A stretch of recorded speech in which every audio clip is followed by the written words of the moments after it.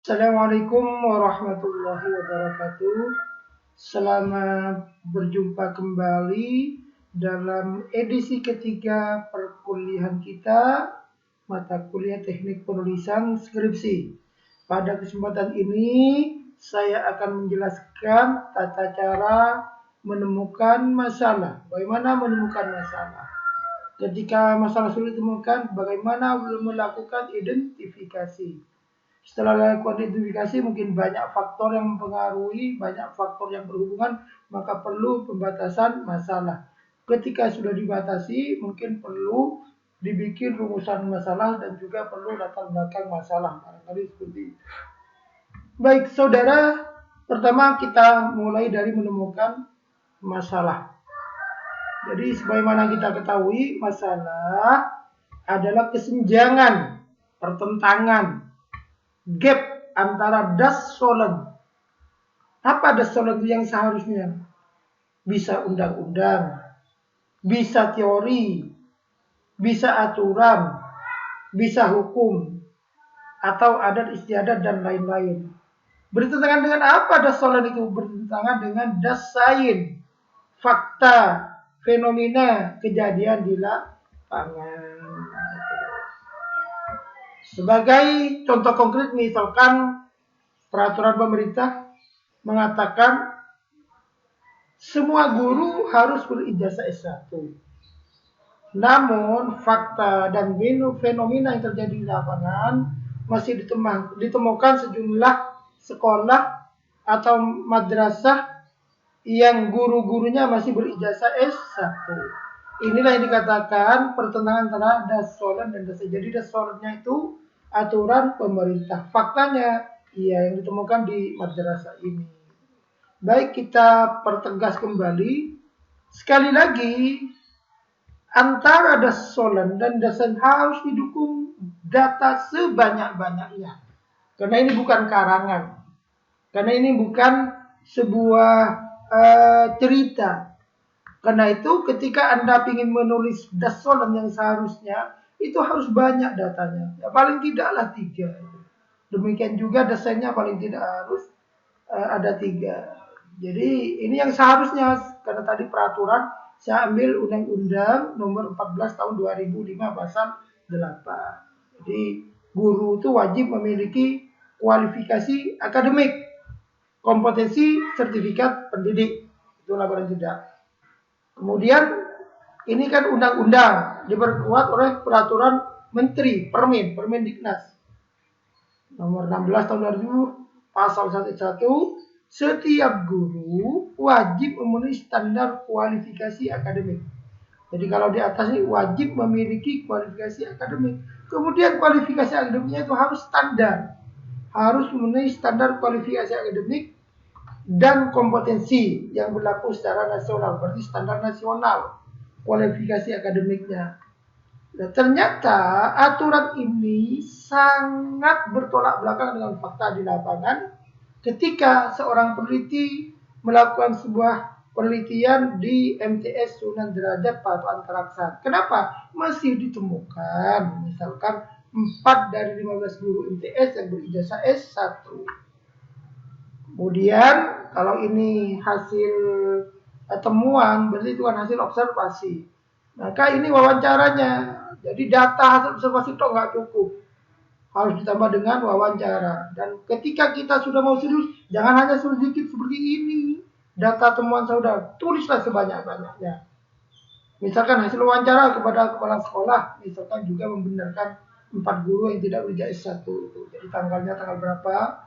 Ya, karena ini memang dokumen saya yang lama, karena hanya sebagai contoh, saya nggak bikin yang baru, nggak apa-apa lah. Saya pikir untuk contoh nggak ada masalah ini.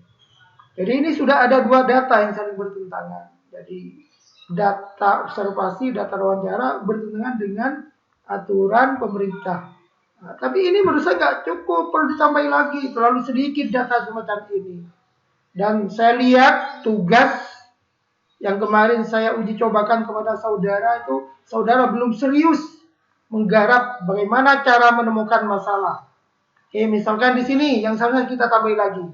Kalau tadi itu Permendiknas, sekarang peraturan pemerintah. Pendidikan pada SMP atau MTS atau bentuk lainnya istilahnya memiliki kualifikasi akademik pendidikan minimum diploma 4 atau sarjana S1. Jadi yang dimaksud kualifikasi akademik ternyata adalah ijazah S1 ataupun D4. Nah, itu ya, Bro. Kedua, kemudian meskipun ijazah S1, latar belakang pendidikan tinggi dengan program pendidikan yang sesuai dengan mata pelajaran yang diajarkan. Jadi kalau sarjana agama ternyata ngajar bahasa Inggris, itu masih bertentangan dengan standar nasional. Jadi bertentangan dengan ini masih. Kemudian sertifikat profesi guru untuk SMP. Jadi harus punya sertifikat profesi. Harus punya sertifikat guru. Nah, ini data ketiga tentang aturan. Kemudian ini data ketiga tentang temuan di lapangan. Jadi data di dokumen yang dilakukan peneliti pada hari Rabu tanggal 30 menemukan dokumen sertifikat pendidik sebanyak 11 lembar dan ijazah SMA sebanyak 4 lembar. Jadi ini antara data satu, data wawancara, data observasi, data dokumentasi harus saling memperkuat, memperkokoh temuan di lapangan, memperkuat desain. Sementara ini satu data dengan data yang lainnya juga harus saling memperkuat data dasolen. Nah, ketika Anda sudah punya data desain, Anda punya data dasolen, maka disinilah yang dikatakan temuan data, temuan masalah yang Anda temukan itu sudah masuk dalam konteks memenuhi standar ilmiah. Karena sudah rasional, sudah objektif, sudah sistematis misalkan. Jadi kalau Anda, Pak, saya punya masalah seperti ini tapi datanya tidak ada, itu nggak memenuhi syarat itu. Jadi paling tidak Anda mau menulis skripsi pastikan punya seperti ini. Jadi saya berharap pada perjalanan selanjutnya Anda bukan lagi uji coba terakhir, tapi Anda sudah langsung membuat proposal atau skripsi. Jadi paling tidak proposal skripsi sudah harus dibuat. Jadi contoh itu belajar terstruktur itu bukan hanya untuk memenuhi tuntutan mendapat nilai dari seorang dosen, jangan. Anda harus sudah berbuat serius bagaimana Anda bisa membuat proposal dengan langkah-langkah menemukan masalah yang pertama. Oke. Jadi masalah sudah kita ketemukan. Jadi ditemukan ada seorang guru yang kualifikasi akademiknya tidak sesuai dengan standar nasional pendidikan. Oke.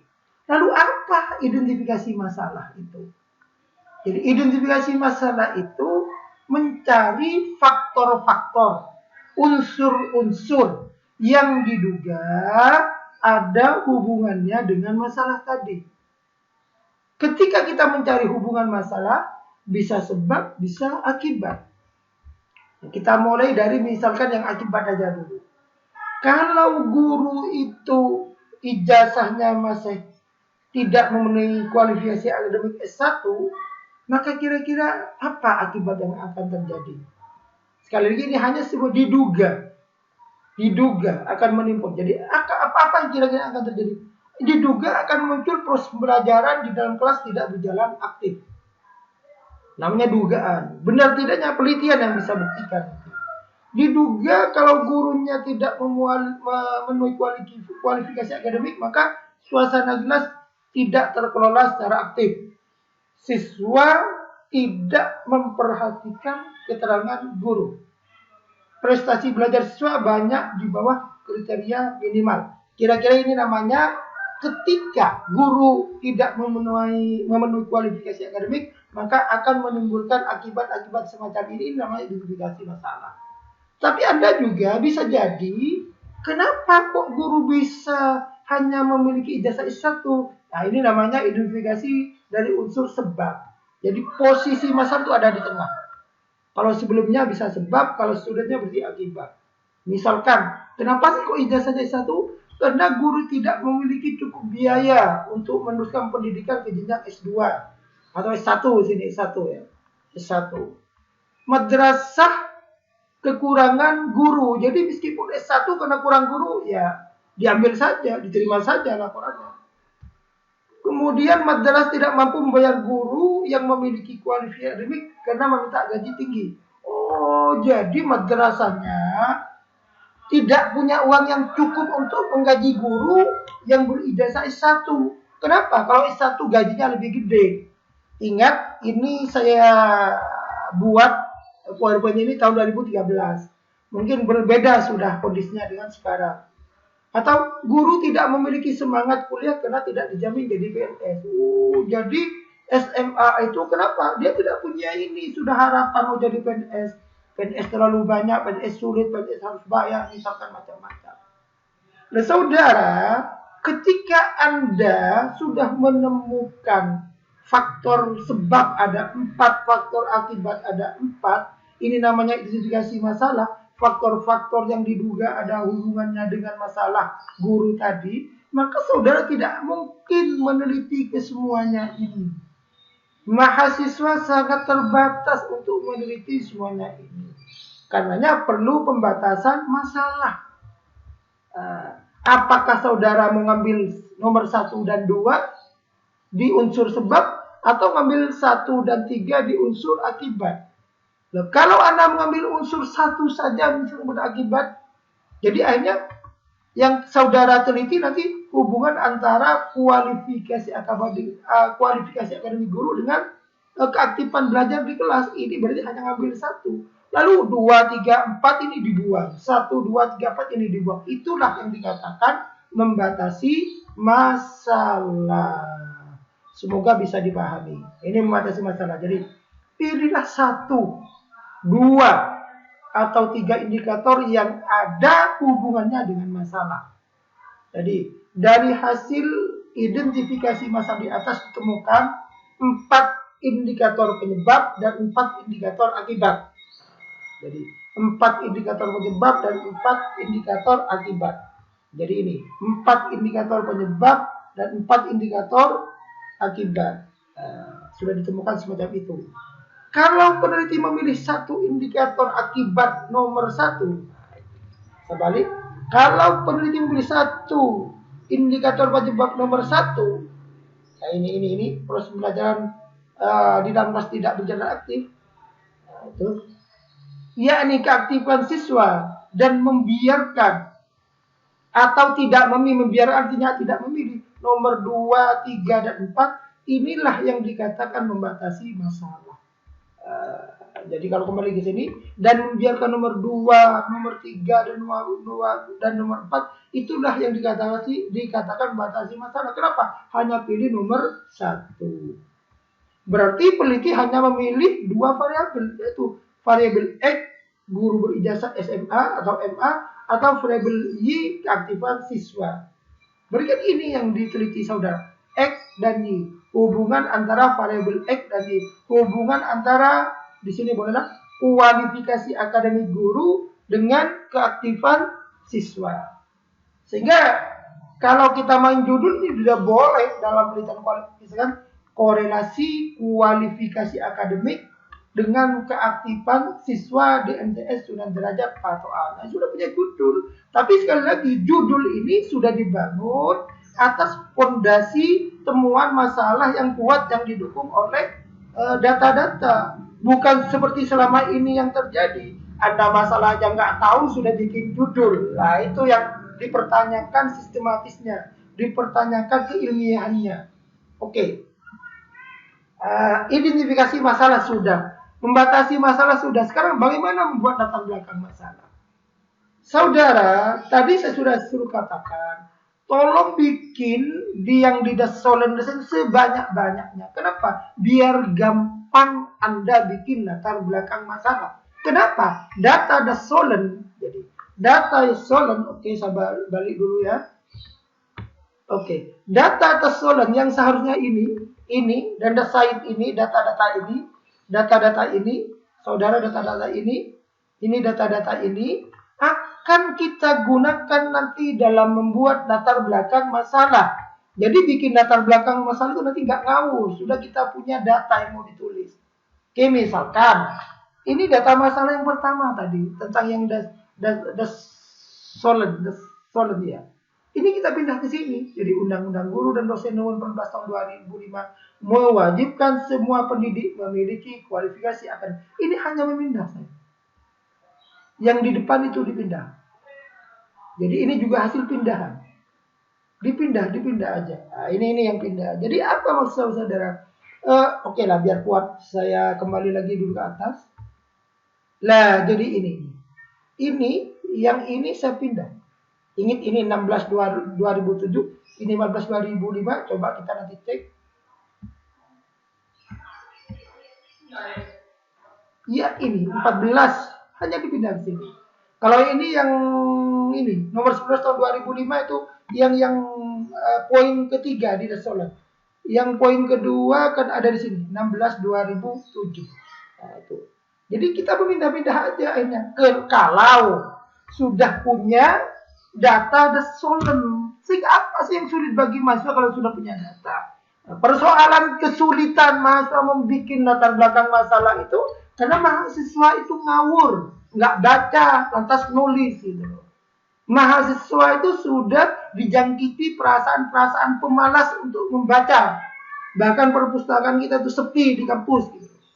Oleh karena itu pastikan mulai sekarang Anda sudah rajin membaca. Nah, jadi yang ini nih kualifikasi akademik dimaksud adalah ijazah. Nah, ini lanjutannya, ini kan pasal 8, ini pasal 9-nya aja. Ini pasal 10-nya, ini pasal 12-nya. Ini semua namanya masih Desolen. Jadi yang ditulis ini Desolen. Ini sebuah tawaran cara menulis ya. Tapi ini cenderung kuantitatif ini. Kenapa? Kuantitatif itu dari umum ke khusus. Atau dari teori ke praktek. Nah, makanya ini lebih cenderung ke Desolennya. Dari Desolen ke Dasain. Kira-kira semacam itu. Ini baru Desolennya. Nah, ini semacam ini. Silakan Anda apa? Jadi yang saya tulis ini murni hanya ngambil. Jadi pertama kan ini kan Undang-Undang Guru dan Dosen Nomor 14 Tahun 2005 mewajibkan semua pendidik memiliki kualifikasi akademik, kompetensi, sertifikat pendidik, jasmani dan rohani. Ingat, ini belum dijelaskan apa kualifikasi, maka muncul di sini. Jadi ini dijelaskan di alinea yang kedua. Biar cara menulis seperti itulah kira-kira. Jadi kualifikasi akademik dimaksud adalah ijazah jenjang pendidikan akademik yang harus dimiliki oleh guru atau dosen sesuai dengan jenis dan jenjang satuan pendidikan. Kemudian kompetensi ini kan kompetensi. Nah kompetensi ini dijelaskan di sini. Sedangkan yang dimaksud kompetensi adalah seperangkat pengetahuan, keterampilan dan seterusnya. Kemudian sertifikat pendidik ini. Sementara sertifikat pendidik adalah bukti formal sebagai pengakuan yang diberikan kepada guru dosen. Kenapa ini saja jasmani nggak bisa? Boleh kalau Anda mau jelaskan boleh. Cuma karena ini fokusnya kepada kualifikasi akademik maka saya pandang ini sudah cukup. Saudara, kalau misalkan saudara ini kan hanya yang pokok dulu ditulis. Kalau misalkan nanti dipandang masih kurang cukup, Anda boleh di celah-celah sini ini Anda masukkan, Anda baca jurnal yang ada kaitannya dengan tema ini, kok juga sesuai, kamu tulis di sini jurnal, boleh masukkan di sini. Tapi ide-ide pokok aja yang saya masukkan di sini. Misalkan lebih rinci peraturan pemerintah nomor 19 tahun 2005 mengurai bahwa ijazah yang harus dimiliki seorang pendidikan adalah ijazah S1 atau D4. Kenapa? Ini kan belum ada ijazah apa. Maka dirinci lagi di sini. Nah, ini. Harus. Kemudian misalkan, jadi cara menulis latar belakang itu nggak boleh Anda berbicara tentang misalkan kualifikasi akademik. Anda ngomong definisi pendidikan adalah yang dimaksud pendidikan nasional, ada itu namanya ngawur. Dan itu yang banyak terjadi pada mahasiswa. Oke. Nah, sekarang yang itu dijabarkan lebih lanjut dalam peraturan pendidikan, dalam peraturan Menteri Pendidikan Nasional, bahwa guru pada jenjang SMP dan MTS, SMA atau MA atau betul lain sederajat harus memiliki kualifikasi akademik pendidikan minimum diploma 4. Nah, ini hanya memperkuat yang sebelumnya. Jadi memperkuat ini aja. Jadi antara yang satu dengan yang lain saling memperkuat. Jadi antara data satu dan data dua harus saling memperkuat. Jadi kan data satu nggak cukup, perlu saling memperkuat. Oke. Saudara, sekali lagi, di sini Anda boleh ngambil jurnal. Diisi lagi jurnal. Lah sayang saya ini kan malu kita masa ngutip terus nggak ada analisisnya dari kita. Baru kita analisis. Ini analisis kenapa saya merayakan. Jadi dari beberapa peraturan di atas dapat dipahami bahwa seorang guru MTS harus memiliki ijazah S1. Ini sudah hasil analisis penulis. Pemikiran penulis berdasarkan data-data di atas. Memiliki ijazah 1 sesuai dengan materi pelajaran yang diajarkannya. Seorang guru yang memiliki ijazah tapi tidak linear dengan mata pelajaran yang diajarkan, maka itu belum direkomendasikan oleh undang-undang, belum diizinkan oleh undang-undang guru dan dosen. Apalagi kehadiran guru di MTS hanya berbekal ijazah SMA. Tentu hal ini melampaui kewenangan sebagaimana diamanati oleh regulasi pendidikan. Jadi kalau ada guru ijazahnya Pak SMA, itu sudah melampaui undang-undang. Sudah terjadi pelanggaran undang-undang. Mestinya ada tilang oleh polisi pendidikan. Ya, karena ada polisinya yang nggak bisa ditilang. Oleh karena itu tidak bisa ditawar lagi. Tidak bisa ditawar lagi seorang guru MTS wajib memiliki ijazah S1 sesuai dengan materi yang diajarkan. Ini boleh Anda mau komentar lagi apa saja boleh. Karena contoh singkat saja. Jadi maksud saya, pemikiran penulis mau ditulis di mana lagi ini masih oke-oke banget. Tapi sekali lagi saudara, sampai di sini ini masih gasolan. Jadi kalau Anda nulis sampai di merah ini, maka ini belum memenuhi syarat dikatakan latar belakang masalah. Kenapa? Belum ada pertentangan antara desolen dan desain. Karena ini baru desolen semua, maka saudara harus menulis desainnya sebagaimana sudah ada di depan. Misalkan, sedemikian bagus peraturan yang didesain, dirancang oleh pemerintah, namun praktiknya tetap saja terjadi penyimpangan. Temuan peneliti saat melakukan observasi tanggal 28 Januari 2013 ini desain sudah. Ditemukan 4 dari 15 guru MTS sudah derajat pasal Probolinggo belum memiliki ijazah S1. Inilah faktanya yang bertentangan dengan yang ini dan yang di atasnya. Jadi di sini betul-betul terjadi pertentangan antara desolen dan desain. Ya, Anda juga harus seperti itu. Kalau misalkan Anda menulis latar belakang masalah tapi tidak ada pertentangan, itu namanya latar belakang masalah abal. Fenomena ini dibenarkan oleh Dr. S. Sunabi, kepala madrasah, saat meneliti melakukan, ya yang di depan itu ditulis ini, Mas. Tapi sebenarnya kalau misalkan observasi satu alinea, wawancara satu alinea, dokumentasi satu alinea, ya boleh saudara. Karena ini contoh saya peringkas saja. Ya paling tidak muatan-muatan inilah yang harus ada dalam latar belakang masalah, sehingga ini menjadi sah sebagai rangkaian latar belakang masalah. Jadi kalau latar belakang masalah sekali lagi tidak ada pertentangan antara desolen dan desain, antara yang seharusnya dengan terjadi, maka itu belum memenuhi syarat untuk dikatakan latar belakang masalah. Oke.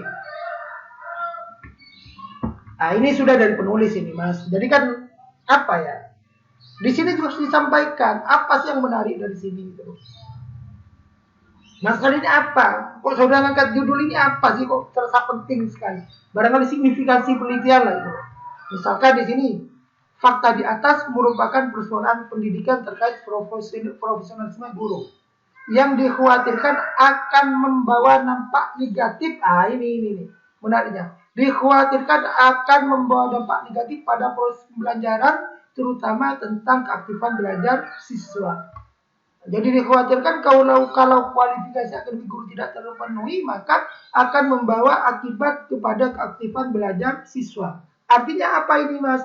Akibat tadi itu yang kita ambil batasannya itu. Kalau kamu ambil 3, tambah lagi di sini boleh. Karena ini hanya contoh, kita ambil 1 aja. Jadi ini namanya yang saya katakan menghubungkan masalah dengan unsur yang diduga ada hubungan. Nah, ini sudah kita hubungkan. Jadi dikhawatirkan akan membawa dampak negatif pada proses pembelajaran terutama tentang keaktifan belajar siswa. Ini sudah ada hubungan antara kualifikasi akademik dengan keaktifan belajar siswa. Keaktifan siswa dalam proses pembelajaran tidak bisa dilepaskan dengan kompetensi guru sebagai motivator. Sementara kualitas kompetensi guru dipengaruhi oleh latar belakang pendidikan sebelumnya sewaktu menjalani proses pendidikan untuk memperoleh ijazah. Dari sini muncul indikasi ketidakaktifan siswa selama proses pembelajaran dilakukan sebagai akibat logis keberadaan guru yang tidak memiliki ijazah. Keberadaan guru yang tidak memiliki kualifikasi akademik. Ya, saya menulis ini kan cepet banget. Ini kan bisa diedit, tapi pokok-pokok ini sudah nyambung di sini.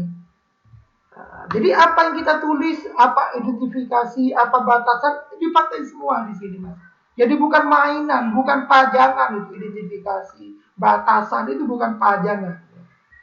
Nah, kemudian ini fenomena ini menarik, lah ini signifikannya kok di sini, Mas. Fenomena ini menarik diteliti mengingat sampai saat ini masih banyak fenomena serupa ditemukan di Kabupaten Probolinggo, terutama pada sejumlah madrasah pedalaman.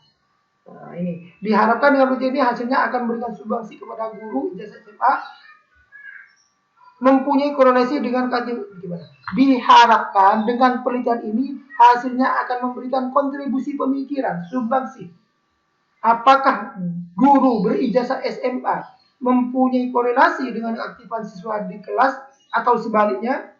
Sehingga dari hasil penelitian ini, para pengelola madrasah bisa mengambil kebijakan untuk mempertahankan guru berijazah SMA atau sebaliknya menonaktifkan sementara sampai menyelesaikan kuliah memperoleh ijazah S1. Sebenarnya ada ini, Mas. Ini saya sangat kurang. Misalkan di sini kenapa penelitian ini sini menarik? Diungkap betul di sini. Kemudian kalau ini dibiarkan guru kualifikasi akademiknya tidak terpenuhi, misalkan kira-kira apa yang akan terjadi? Dampak apa lagi yang akan lebih panjang? Misalkan itu boleh diungkap lagi di sini, dipertajam, boleh ditambahin lagi gitu misalkan. Kemudian ini baru sini, Mas, berpijak pada persoalan di atas, peneliti merumuskan judul penelitian studi korelasi antara kualifikasi akademik guru dengan keaktifan siswa dalam proses pembelajaran di MTS Sunan Derajat. Ini yang saya katakan, jadi judul itu harus dibangun di atas fondasi masalah yang kuat. Nah, inilah cara saudara melakukan pembuatan proposal, kan ada latar belakang masalahnya. Paling tidak di proposal harus seperti ini sudah latar belakang masalah. Dan ketika ini sudah latar belakang masalahnya sudah teruji, misalkan di uji proposal, langsung jadi bahan skripsi, langsung jadi latar belakang masalah. Kemudian jadi kalau saya simpulkan dari atas itu, Mas, jadi baca dan temukan teori atau dasar terkait variabel X. X-nya itu kualifikasi akademik tadi itu, Mas.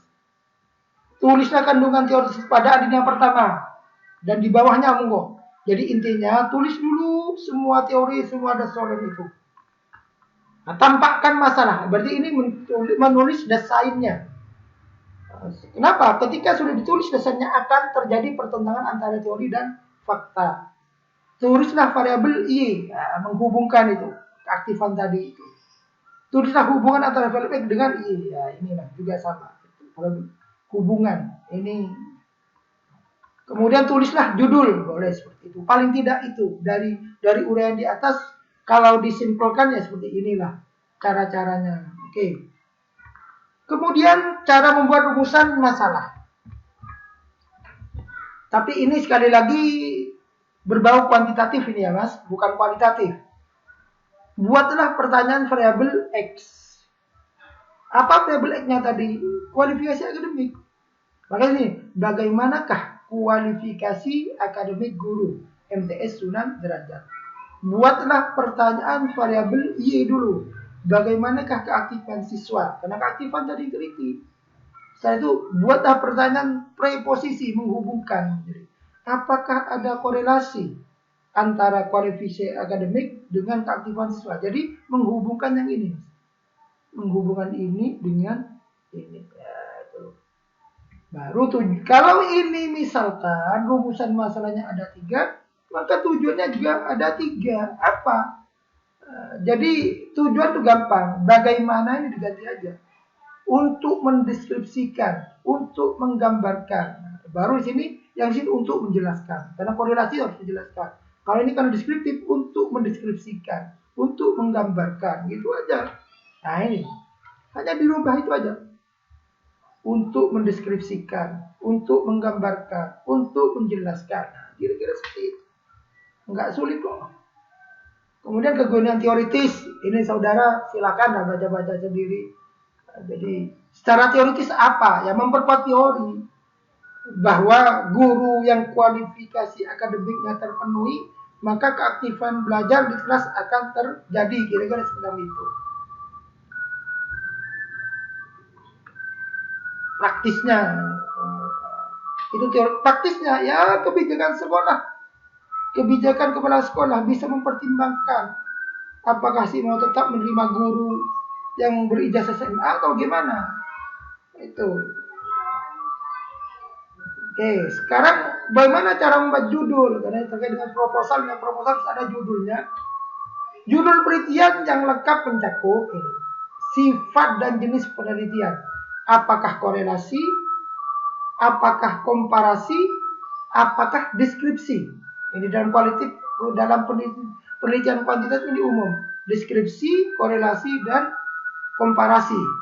Di sini makanya nih korelasi yang tadi itu. Judul ini korelasi.